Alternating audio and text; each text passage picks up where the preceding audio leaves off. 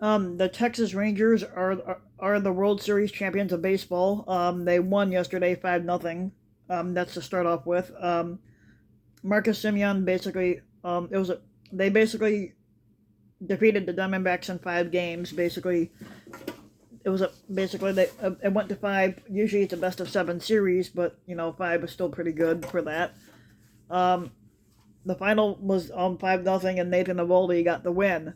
While Marcus Simeon had homered in the game. He hit a 2-run shot, I think, in the ninth inning, and he did have 2 homers in the World Series games. But that's a start with. And they were considered the underdog because with Texas Rangers winning, it was their first World Series in win or title in World Series in their history of how long they've been in existence. They started off in 1961 in Washington, being known as the Washington Senators, and then they upped and moved in 1972 to Texas and became the Rangers, and they had never won a World Series title until yesterday. So there's that. So congratulations to the Texas Rangers. It was well deserved. Um, Now we have a Schedule F for failed state. Now, the Republicans, are they fascists or nihilists, or can we call them both? Now, sometimes the right wing in this country seems like a riddle wrapped in an enigma, encased in a conundrum. Now, do they want to strengthen the government, and which is in line with the once fringe doctrine of the unitary executive? Um, are they concentrating are concentrating most official power in the hands of a squatter, who will then rule more or less by what they call a fiat, and that would be considered a fascist position? Um, or would they prefer to destroy the government, to starve the beast, something the anti-tax activist Grover Norquist had used to call for decades ago? And I don't even know who Grover Norquist is. He basically claimed, I don't want to abolish government, but I simply want to reduce it to the size where I can drag it into the bathroom and drown it in the bathtub, and that's the anti-government nihilist position.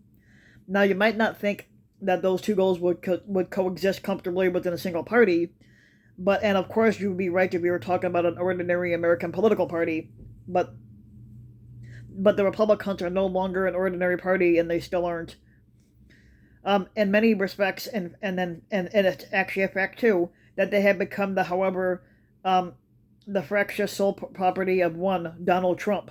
That former and quite possibly, God forbid, future squatter has no trouble simultaneously advocating contradictory, and not to mention devastating ideas, and that's because for him, ideals are an entirely fungible currency that he deploys primarily to maintain the attention and adulation of his and his alone Republican base.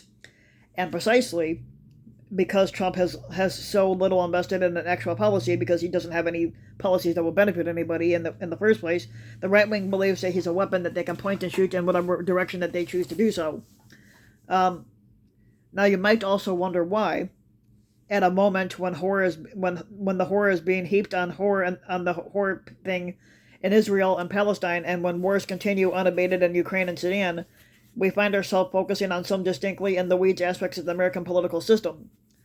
Now, perhaps it's partly to distract myself from all the other nightmares around us, but even if I believed, which I don't, that the right response to the crisis in Israel and Palestine involved sending more weapons and money to Benjamin Netanyahu, Congress isn't in a position to appropriate anything at this fucking particular moment.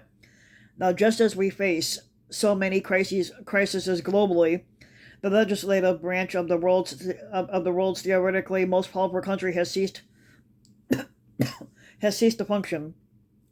And perhaps by the time you read this, Republicans in the House of Representatives will have stopped squabbling over which right-wing bigot should be speaker, and maybe they will have opted for Jim Jordan, but they already picked that guy Mike Johnson, and he's awful too.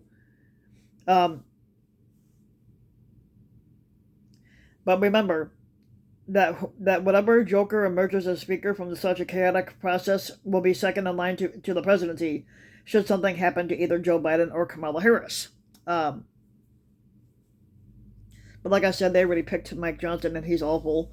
Now, recently I've somehow managed to end up on a few right-wing email lists. The strangest people, Rhonda Satanists, for example, are writing to ask for money, which they're not going to get a dime from me. Now, the most recent supplicant was Stephen Miller, a white supremacist and a guy that used to work for Trump. And he co-authored with Steve Bannon the Trump's 2017 inaugural address, in which the new squatter inveighed darkly against American carnage that he saw defiling the nation's landscape. Now Miller is himself a squatter of something called the America First Legal Foundation, which bills itself as fighting back against lawless executive actions in the radical left, even though it's the Republicans that are radical. Now, Miller, as it turns out, has written to let people know that we are living in extremely perilous times and a truly dangerous moment for our republic. As it so happens, we could agree with him on just one thing: that we're living in perilous times, but not for the same reasons. The federal bureaucracy has turned against the American people. Miller's missive continues. It has been completely corrupted into an ideological monolith of hard left loathing for America. The fearsome power, as his emphasis is, of the state is raining down on political dissidents. Now, while the violent and vile criminals are released into our communities, now, the solution, of course, is to send money to America First Legal so it can get on with the business of fighting back against lawless executive actions.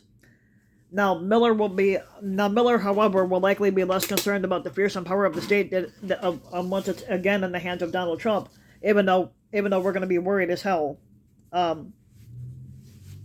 Indeed, Miller is part of a group of the former and present Trump advisors that are engaged in planning on potential presidential transition for 2025. Now, these include Russell Vought, who had ran Trump's Office of Management and Budget, and former Trump White House Chief of Personnel John McEntee, as the New York Times reported back in July. Mr. Vought and Mr. McEntee are involved in Project 2025, which is something that's gonna worry us all. Now, the key thrust of Project 2025 is full implementation of the unitary executive principle, the view that the Constitution locates the power of the executive branch in a single individual, the president or squatter. In its maximalist version, according to the Times, this theory also contradicts the long-held doctrine of the separation of powers, under which the three co-equal branches of government, the executive, legislative, and judicial. It provides checks and balances on each other, and under the unitary executive principle, the presidential or squatteral power simply outweighs that of either Congress or the Supreme Court, and Project 2025 backers know that Donald Trump will agree and act accordingly. And he's going to cause a lot of destruction with this Project 2025. Now, by the long-held doctrine, I mean a blueprint for democratic government that goes back to two 17th and 18th century political philosophers. You got Charles Montesquieu, who first wrote about the separation of powers, and John Locke, whose ideas about unalienable rights were enshrined in the Declaration of Independence. Like Montesquieu, Locke advocated for a separation of governmental powers in which the legislative and not the executive would be supreme. Now, in that particular view, the democratically elected legislator makes a nation's laws, and just as the name suggests, the executive exists to execute them. Now, despite their occasional homages to Montesquieu and Locke, the Heritage Foundation and its followers have flipped that thinking upside down by insisting that the Constitution considers the executive branch superior to the other two, which it's not. But if that were the case, wouldn't the executive branch be described in that document's first article? In fact, Articles 1, 2, and 3 describe the legislative, the executive, and judicial functions in that order, suggesting that if any of these is superior, it is, as Locke argued, the legislative branch. Now, Heritage, however, points to Article 2, which begins, "The executive power shall be vested in a president or squatter of the United States of America, and he or she shall hold that office during the term of 4 years, and together with the vice president chosen for the same term be elected as follows." And now what follows is a lengthy description of the very electoral process that Trump and company tried so hard to overturn on January 6th of 2021. Now, while Trump was squatter, he delighted in explaining to anyone who listened that he had in an Article 2, where he has the right to do whatever he wants to squatter, and at the time, which is not the case, but at the time that suggestion of ultimate power was met with widespread derision. Now, however, if Trump were to be reelected, the folks at the Heritage Foundation's Project 2025 and the America First Policy Institute have plans to, as the Starship Enterprise captain Jean-Luc Picard would say, make it so. As the Times reported in July, their goal is to alter the balance of power by increasing the president or squatter's authority over every part of the federal government that it now operates by either law or tradition, and with any measure of independence from political interference by the White House, consider what follows a first step in exactly that direction.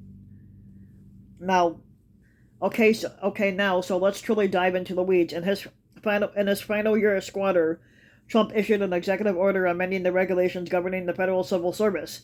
That service was instituted by law in 1871 in response to what was then seen as rampant favoritism throughout the federal government. Patronage jobs, positions granted often to the friends and family of powerful politicians or in return for money or favors, were officially eliminated. Now, competitive process designed to select qualified candidates for specific positions replaced that old system. Now, today, the Office of Personnel Management oversees the hiring and firing of roughly 2.2 million civilian federal employees, the people who keep the wheels of government turning. They administer the Social Security, the Medicare, and the Internal Revenue Service, among many other things. And they make sure that your meat isn't rotten and the alcohol content of your vodka bottle is what it says on the label.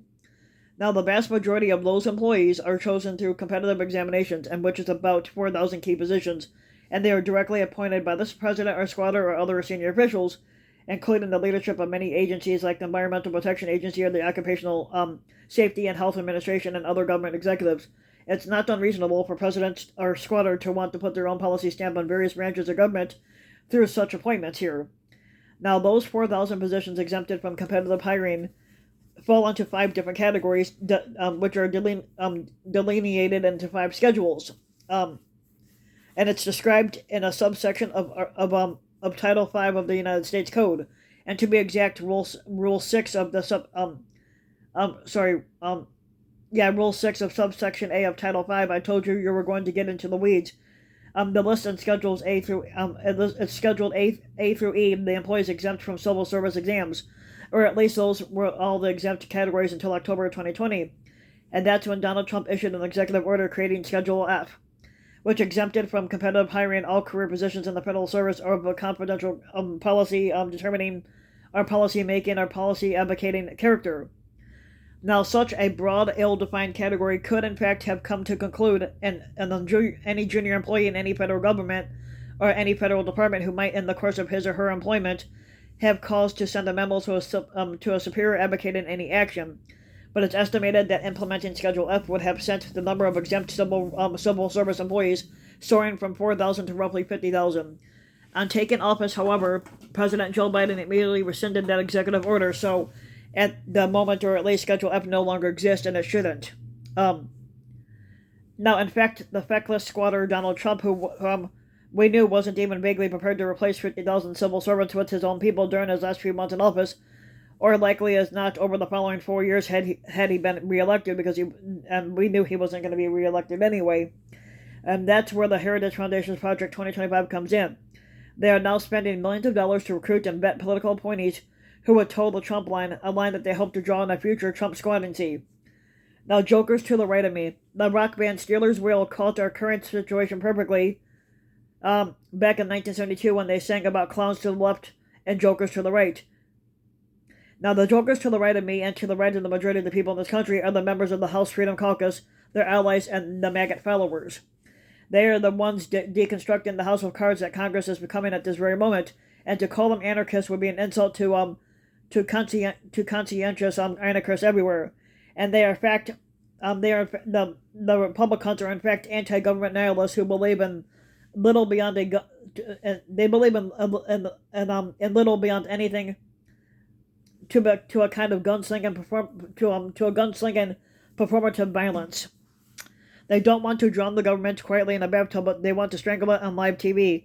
And to keep in mind that they have imagined nothing with which to replace it with, because they have no policy in place to back up anything. Now, where do we begin? Those Freedom Caucusers in the White House are now walking weapons in search of a target. And yes, they threatened to shut down the government unless their demands were met. But then they couldn't even decide what those demands were. Did they want to cut Social Security, Medicare, and other social service programs? Impeach President Biden over nothing? or stop the prosecution of Donald Trump, increase border security, stop funding Ukraine's war effort. Now, when the House Speaker Kevin McCarthy agreed to cooperate with the Democrats to prevent such a shutdown, they threw him out because they didn't like the fact that he agreed with the Democrats. And then they couldn't agree on a new speaker, even though the House of Representatives can't conduct business without one. And yet, not a day passes by without a bomb thrower like Matt Gaetz strutting around saying things like, "My goal is to get the most conservative Speaker of the House with broad trust across the conference."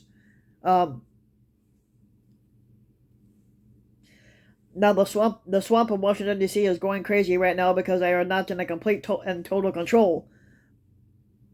Now, much of this would be funny if it weren't so deadly serious, but however, recent polls suggested a 2024 contest between Trump and Joe Biden remains a toss-up here. As historian Heather Cox Richardson recently told The Guardian, democracies die more often through the ballot box than at gunpoint, and the re-election of Trump, she believes, will signal an end of American democracy, and I have absolutely no doubt about that, and Trump has made that very clear that he wants to destroy democracy.